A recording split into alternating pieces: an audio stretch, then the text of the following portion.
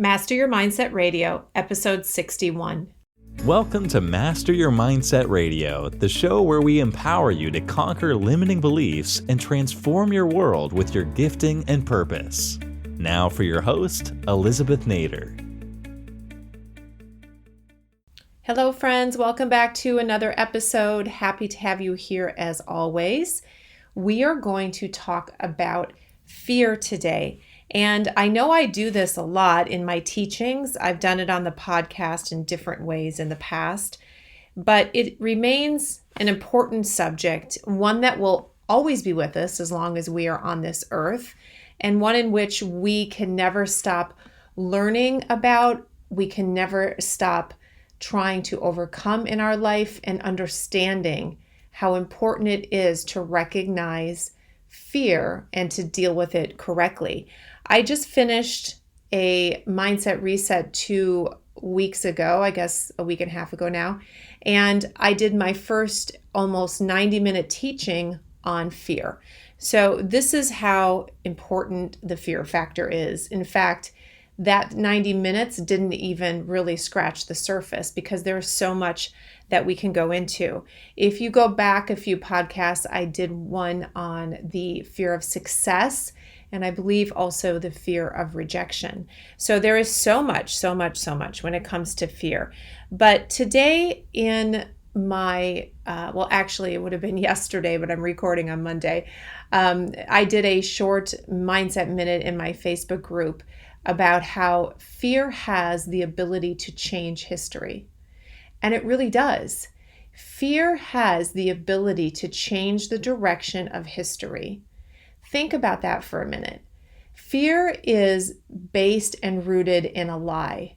And the more powerful that lie is, the more convincing that lie is, the more intense the fear is, and therefore the more extreme the reaction to it. So if you look back in history and you look back at dark moments in history, you'll see that an individual or several people or some kind of movement had the ability to put people in enough fear that they made decisions they would normally not make. They made bad decisions that they normally would not participate in, and therefore the course of history was changed. An obvious one would be World War II and Hitler's influence over the German people, and the fact that he was able to put them in a state of so much fear based on the lie about Jewish people and the Jewish nation, that turned into a fear and loathing, if you can imagine, of a certain kind of people. And he was able to exert enough control through that fear to convince otherwise good people to allow really the genocide of the Jewish people during World War II. Now, I can't even imagine going along with that, but you have to go back to that time and understand the psychology that was in play. That was fear taken to an extreme, fear used to manipulate, fear based in a lie that ended up convincing so many people to do things they normally would have never done. And of course, it was an absolute tragedy that occurred that time in this world. And we can tell that story again and again through history. So I want you to remember something. Fear is no small thing. Fear that's rooted in a lie, and that's what fear is, it's a liar, has the ability to change history. It can change it for yourself, just yourself, for your family. If you make bad decisions rooted in fear, if you react to false information that you're believing, if you react in fear and make decisions based in fear, that can change your future negatively. That can change your family's future negatively. Now, if a group of people does that in a particular city, reacts to something happening there in fear, something based in a lie, that can change what's going on in the future of that area, or it can be extended to an entire state, or extended to an entire country, or perhaps even the world that falls for a lie that produces fear, and decisions are made that are not good decisions, and they have the ability to impact people's future, and in fact, impact the course of history. So it's no small thing. We need to take it very seriously and question our fears. We need to understand that any fear has a lie behind it, and that's really what we need to challenge. And I talked about during Mindset Reset how fear is really traded. It's sold. It's used as manipulation in this world. It's used as a device to convince people. It's used in marketing. It's used in advertising. It's used in politics so much. And you know that. Fear is a device that's used to convince people and to control people and to manipulate people. And there's, again, always a lie behind it. So fear sells. Unfortunately, it does. But the crazy thing about it is that it has the potential to steal our peace and to prevent us from experiencing the future we're supposed to experience because we've bought into the lie. And usually that lie behind fear is usually a little seed of truth that's wrapped in a greater lie. And this is what makes it so powerful, is there's some aspect of it that people want to believe. There's some aspect of it that may be marginally true, but it's wrapped in a greater lie. And so people are more convinced by that because it's not an outright, blatant, completely provable lie. It's usually a little bit of truth that's twisted, a little bit of truth that's wrapped in something that's otherwise totally not based in reality, something that is completely manipulative. But the way that it's packaged has a tendency to get people to believe it, and therefore creates this fear as a result. And when you're in fear, you're easily controlled. When you're in fear, you will go along with the authority voices that you're listening to, who are telling you to do what they want you to do because you are in fear. And that fear erodes any confidence you have in your own decision making. That fear takes away from your ability to look at your future and be assured that you can control your choices and your own thoughts, and you in fact give that up to the fear or the people behind the fear. And remember, as I always say, the one thing that we can control and the one thing we must control is our mind and how we direct it. But when we're in great fear and we're listening to voices that are creating that fear by telling us lies, then we are giving up that control. And that becomes a scary, dangerous situation. So I think this is a timely message. I want everyone to wake up a little bit. I want you to shake yourself awake a little bit. Look at your life, all different aspects of your life. And I want you to take a hard look and consider, are you believing any lies anywhere? Even if it's just a lie about yourself, even if it's just a limiting belief you have about yourself. Are you believing any lies? Are you in fear anywhere in your life? And maybe that's the best way to start with it, is that if you're in fear in some area of your life, look for the lie that's behind it. Because God didn't create us to be in fear. He didn't. He didn't give us a spirit of fear, as the Bible says. But we know when we're in fear that there is a lie behind it.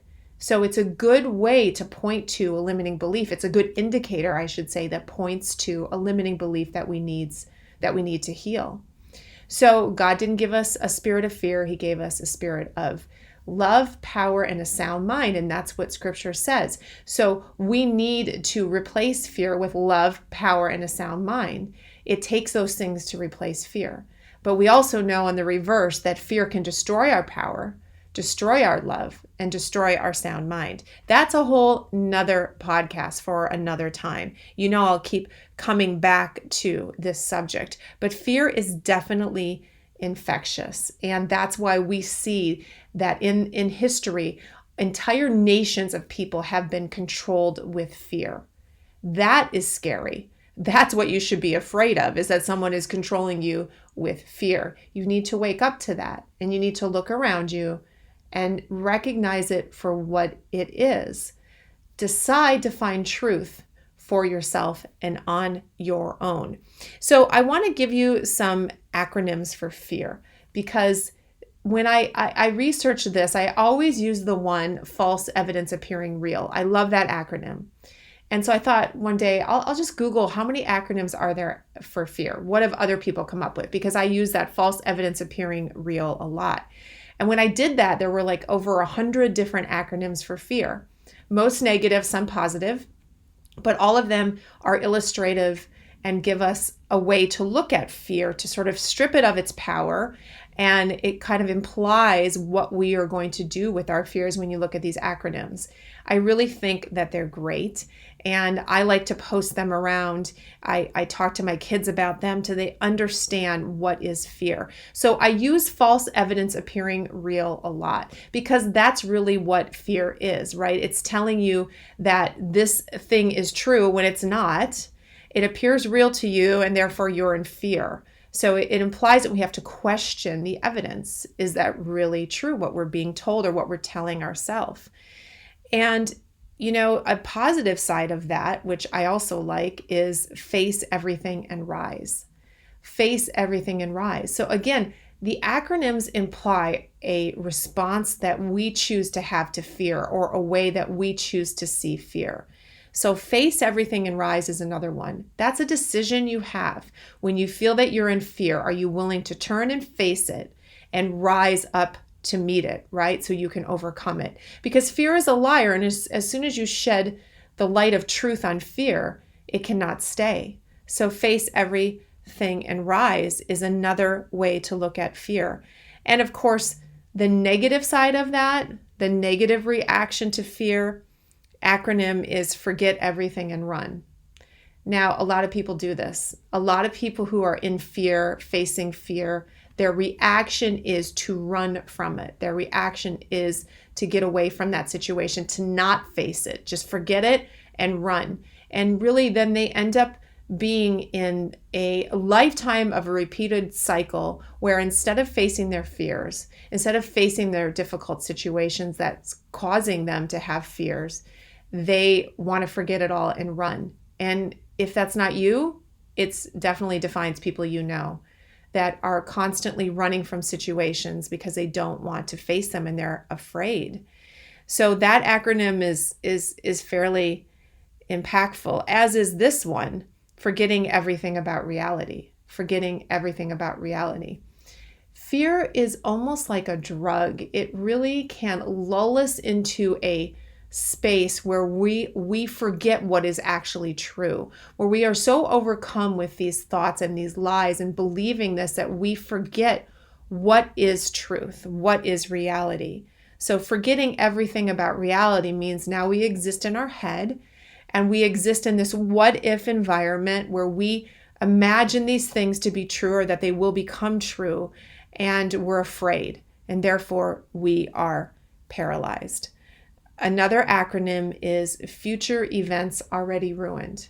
And again, future events already ruined. This is us looking towards the future and really having a foreboding feeling that it's not going to work out for us, that whatever that situation is, it's already ruined. Our fears tell us it's not going to be good. Our fears tell us that's not going to work out for you. So we go ahead and just look forward and say, well, the future is already ruined. Future events already ruined. That's another acronym. And also, how about this one? False emotions appearing real.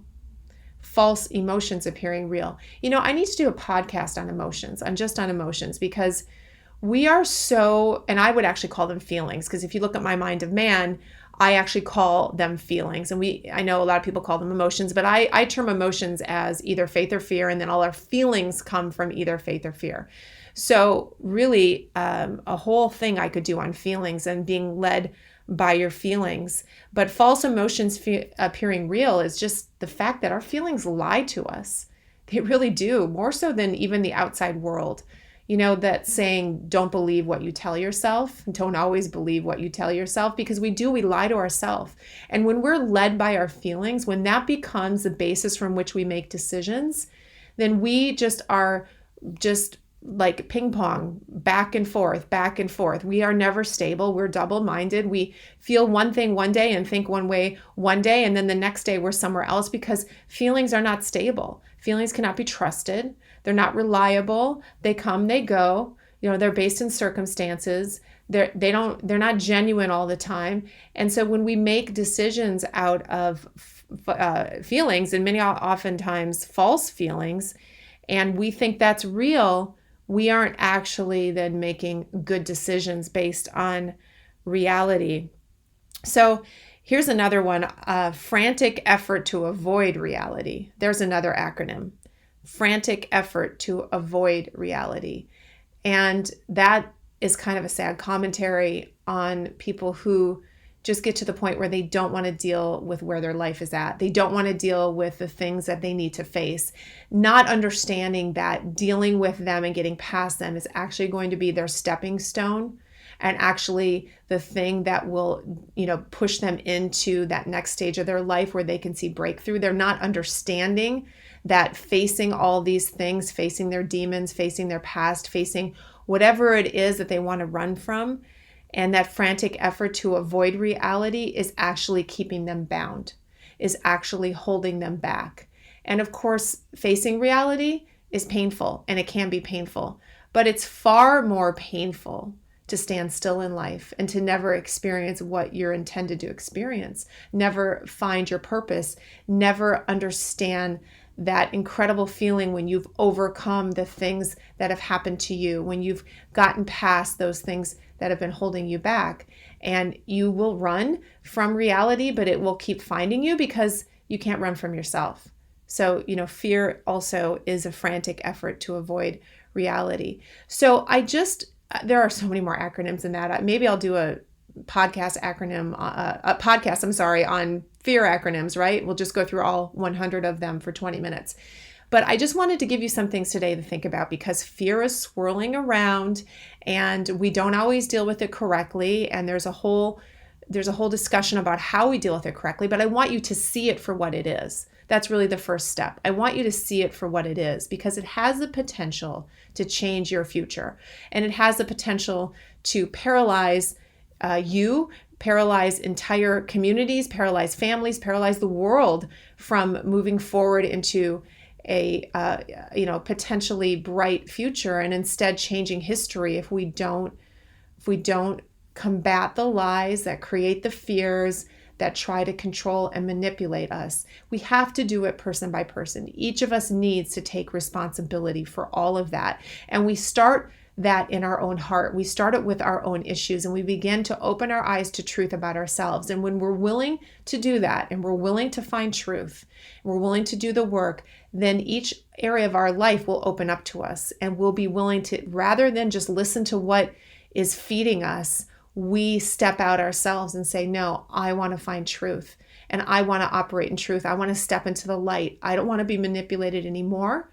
I don't want to have a spirit of fear controlling my life. I don't want to believe lies, but I can't do that for you. You have to do that for yourself. And no one is immune. None of us are immune. Each of us have to turn and face our fears, whatever they are. And once you've done that and you move to another level in your life, there will be new fears.